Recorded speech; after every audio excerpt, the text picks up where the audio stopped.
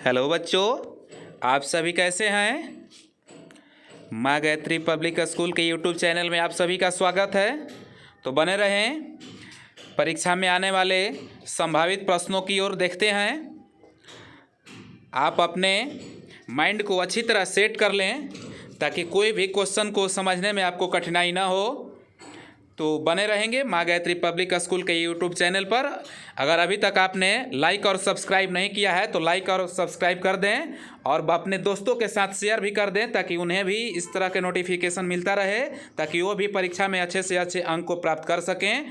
तो बने रहें बच्चों माँ गायत्री पब्लिक स्कूल के यूट्यूब चैनल पर।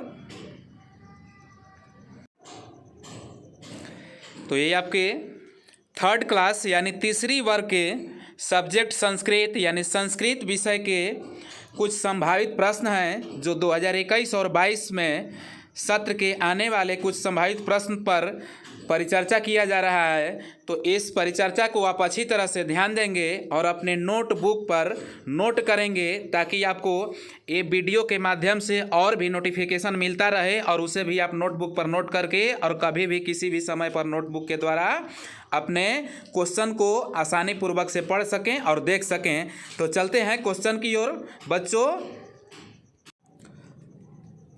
चलेंगे फर्स्ट क्वेश्चन की ओर।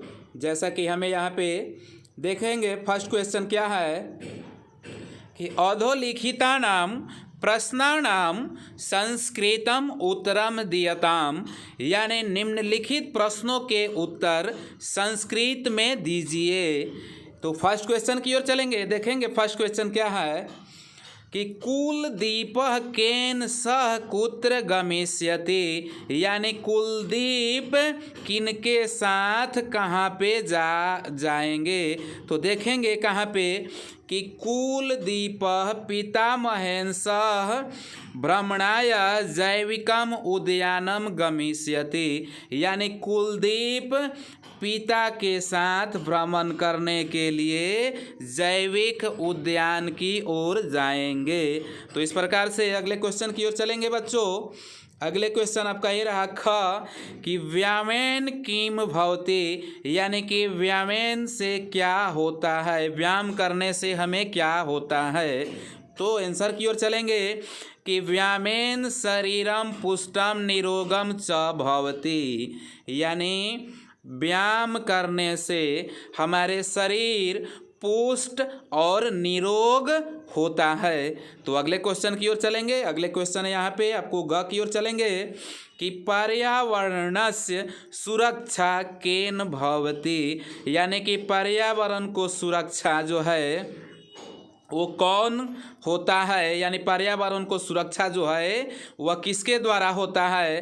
तो आंसर की ओर चलेंगे, देखेंगे आंसर कि पादपय पर्यावरण से सुरक्षा भवति, यानी कि पेड़ पौधे जो हैं वो पर्यावरण के सुरक्षा होते हैं, यानी पेड़ पौधे से हमारे पर्यावरण जो है वो अच्छे रहते हैं। तो चलेंगे अगली क्वेश्चन की ओर, यानी क्वेश्चन नंबर घ की ओर चलेंगे। ध्यान देंगे बच्चों, घ कि खगा कुत्र कुंजन्ते, यानी चिड़ियाँ कहाँ पे चहचहाती हैं या बोलती हैं या कुंजती हैं। तो देखेंगे उत्तर की ओर कि खगा वृक्षाणाम ऊपरी कुंजन्ते, यानी चिड़ियाँ जो है वह वृक्ष के ऊपरी हिस्सों पर चहचहाती या बोलती हैं। तो इस प्रकार से अगले क्वेश्चन की ओर चलेंगे। अगले क्वेश्चन आपको यहाँ पे स्क्रीन पे अंगा नंबर है, ध्यान देंगे अगले क्वेश्चन की ओर कि काकः किम उपायम अकरोत, यानी कावा ने क्या किया उपाय, यानी कावा ने क्या उपाय किया। तो ये क्या है question according to lesson in the syllabus, यानी सिलेबस के अनुसार लेसन के अनुसार ये क्वेश्चन है। तो आंसर की ओर चलेंगे कि काकः पाषाण खंडाने दुरात आनयत तस्मिन घटे अक्षिपत, यानी कावा जो है वह पाषाण खंडाने, यानी कि छोटे छोटे पत्थरों के टुकड़े को दूर से ला करके और उस घड़े में क्या किया, डाल दिया।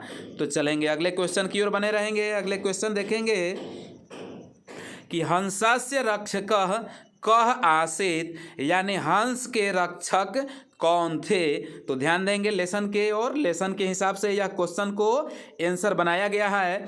तो देखेंगे यहाँ पे कि हंसस्य रक्षकः सिद्धार्थः आसीत्, यानी हंस के रक्षक जो है वो सिद्धार्थ थे। तो याद रखेंगे बच्चों, हंस के रक्षक सिद्धार्थ थे। चलेंगे अगले क्वेश्चन की ओर।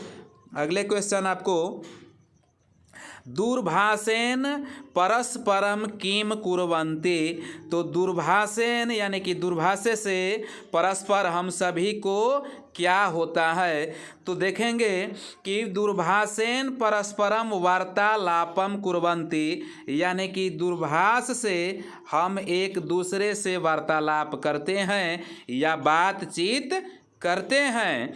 चलेंगे अगले क्वेश्चन की ओर। अगले क्वेश्चन यहाँ पे देखेंगे कि चिकित्साय क्षेत्रे वयम कस्य चमत्कारान् सर्वत्र पश्यामः, यानी कि चिकित्सा के क्षेत्र में हम लोग किस प्रकार के चमत्कार को हर जगह देखते हैं। तो देखेंगे चिकित्सा के क्षेत्र में कि चिकित्साय क्षेत्रे वयम विज्ञानस्य चमत्कारान् सर्वत्र पश्यामः, यानी चिकित्सा के क्षेत्र में हम सभी या हम लोग विज्ञान के चमत्कार क्षेत्र को हर जगह देखते हैं। तो इस प्रकार से अगले क्वेश्चन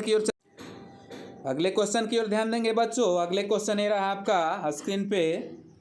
अगले क्वेश्चन में है, निम्नलिखित वंदना को अर्थ बोले, यानी आपके लेसन के यानी कि पाठ के अनुसार यह वंदना दिया गया है। तो वंदना को देखेंगे क्या है कि गुरुर्ब्रह्मा गुरुर्विष्णु गुरुर्देवो महेश्वर गुरुर् साक्षात् परब्रह्म तस्मै श्री गुरुवे नमः। तो इस प्रकार अब इसके अर्थ की ओर चलेंगे, जैसा कि यहाँ पे दिखाया जा रहा है। यानी गुरु ही ब्रह्मा है, गुरुर ब्रह्मा यानी गुरु ही ब्रह्मा है, गुरुर विष्णु यानी गुरु ही विष्णु है, और गुरुर्देव महेश्वर यानी कि गुरु ही महादेव या शिव हैं।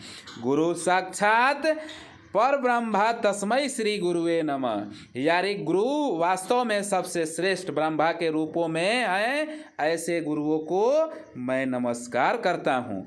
तो चलेंगे इसके अगले श्लोक की ओर। अगले श्लोक की ओर ध्यान देंगे बच्चों। अगले श्लोक आपका ये रहा कि गुरुर्नेत्रं गुरुर्दीपं सूर्यचन्द्रमसो गुरु गुरुर्देवो गुरुर्पन्था दिगुरु सद्गतिर्गुरु। इस प्रकार से हम इसके अर्थ की ओर चलेंगे।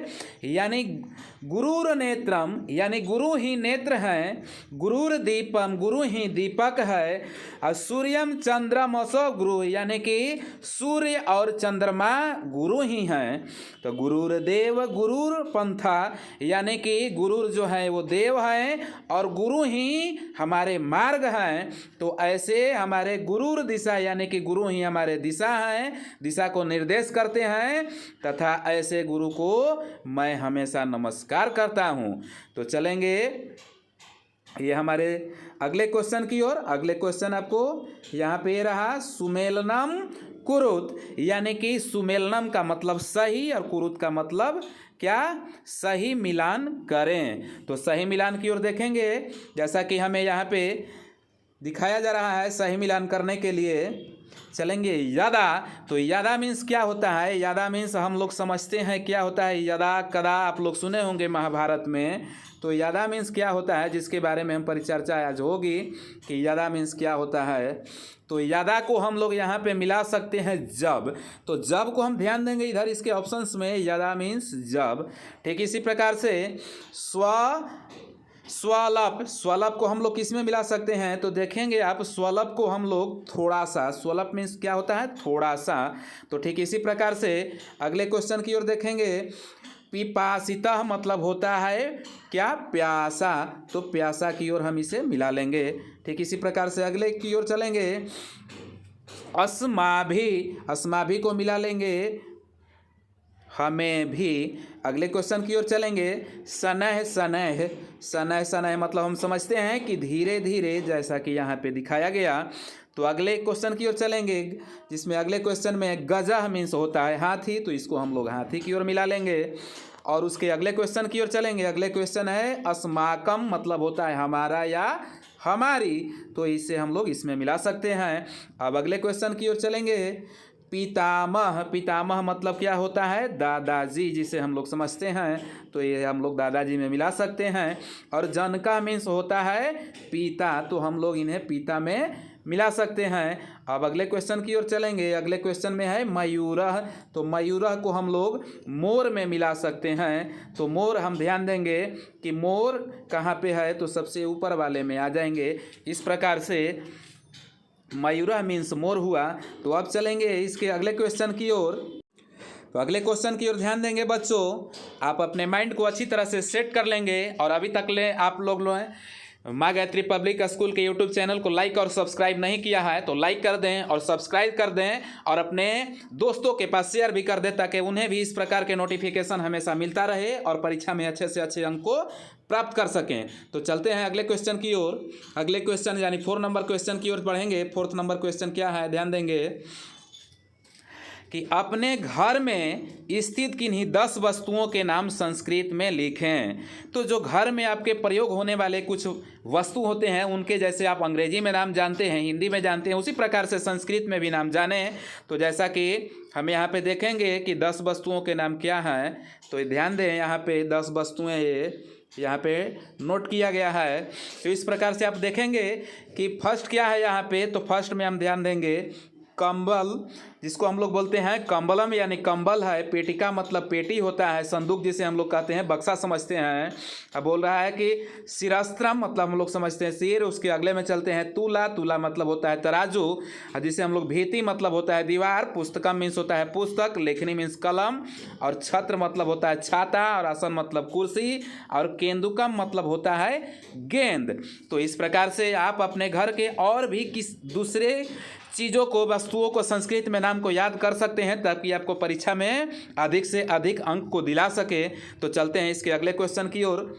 अगले क्वेश्चन यानी 5th नंबर क्वेश्चन की ओर। तो ध्यान देंगे 5th नंबर क्वेश्चन कि निम्नलिखित को परिभाषा दें, यानी जो नीचे लिखे हुए हैं उनके परिभाषा को लिखना है। तो ध्यान देंगे यहाँ पे संज्ञा है। तो संज्ञा हम लोग किसे कहते हैं, तो ध्यान देंगे किसी व्यक्ति, वस्तु, स्थान आदि के नाम को संज्ञा कहा जाता है या संज्ञा कहते हैं। यानी कोई व्यक्ति का नाम हो, किसी वस्तु का नाम हो और किसी स्थान का नाम हो, ऐसे चीज़ों को हम लोग संज्ञा कहते हैं। यानी व्यक्ति मतलब जैसे रमेश, कमलेश, महेश कोई भी हो गया। वस्तु मतलब आपका हो गया कलम हो गया, पेंसिल हो गया, कटर हो गया, ईंट हो गया, कुछ भी चीज़ हो गया वस्तु। और स्थान जैसा कि आप समझ सकते हैं पटना हो गया, गया हो गया, नालंदा हो गया, झारखंड हो गया, बिहार हो गया, ये सभी स्थान है। तो इस प्रकार से आप समझ सकते हैं कि दुनिया की तमाम चीज़ें कोई ना कोई संज्ञा है, तो इसे हम लोग संज्ञा के नाम से समझते हैं। अब चलते हैं अगले क्वेश्चन की ओर। अगले क्वेश्चन आपको यहाँ ये रहा स्क्रीन पे, सर्वनाम। तो सर्वनाम किसे कहते हैं बच्चों, ध्यान देंगे कि जो शब्द के स्थान पर, यानी जो शब्द के स्थान पर प्रयोग किया जाता है, यानी जो शब्द संज्ञा के स्थान पर, किसके स्थान पर, यहाँ पे संज्ञा मिसप्रिंट हुआ है। यहाँ पे जो शब्द संज्ञा के स्थान पर प्रयोग किया जाए वह सर्वनाम कहलाता है। तो यहाँ पे यानी जैसे मान लीजिए आपकी रमेश पटना जाता है, तो रमेश के स्थान पर यदि वह पटना जाता है कह दिया गया, तो रमेश एक संज्ञा था जबकि वह एक सर्वनाम है। तो इस प्रकार से आप सर्वनाम को यह, वह, तुम, मैं, हम, ये सभी संज्ञा के बदले में आने वाले शब्द हैं, इसलिए यह सर्वनाम कहलाते हैं। तो चलेंगे अगले क्वेश्चन की ओर। अगले क्वेश्चन आपको ये रहा विशेषण। तो विशेषण हम लोग किसे कहते हैं, इससे समझ में खुद ही आ रहा है कि किसी विशेष चीज़ का बोध करा रहा है। तो ध्यान देंगे इसमें विशेषण क्या कहलाता है कि जो शब्द संज्ञा या सर्वनाम की विशेषता बतलाए वह विशेषण कहलाता है।